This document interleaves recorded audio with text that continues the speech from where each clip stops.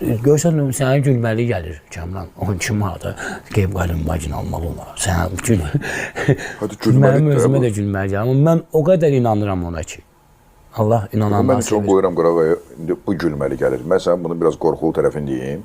İndi mən kənd toylarını görmüşəm. Girirsən meydana, Ağakərim, Ağa Mirzə, Rəşad, Məşəd Baba, Vüqar. Sən bunların arasına girəndə nə fikirləşirdin? Mən onların arasına girəndə onu fikirləşirdim ki, mən bunların hər birinə meyxana deyə bilərəm. Amma orada müəyyən adamlar var ki, onların xətir-hörmətini saxlamaq lazımdır. Nəyə görə? Çünki sənətdə əziyyət çəkiblər zamanında. Bu sənəti qoruyub çatdırıblar. Amma o demək deyil ki, bu əziyyət çəkibsə, sən bu ilə meyxana deyə bilməzsən. Yox, elə şey yoxdur. Onsa kənarda mən onun hörmətini saxlayıram. Meyxana qurtardısa, dəfələr nə olub ki, mən yerimi durub Kərimə də vermişəm, Rəşada da vermişəm və borcunu da verməyim. Bu başqa bir məsələdir. Bu ədəb, əxlaq tərəfidir. Amma sənət tərəfindən heç vaxt keçəcək eləməmişəm.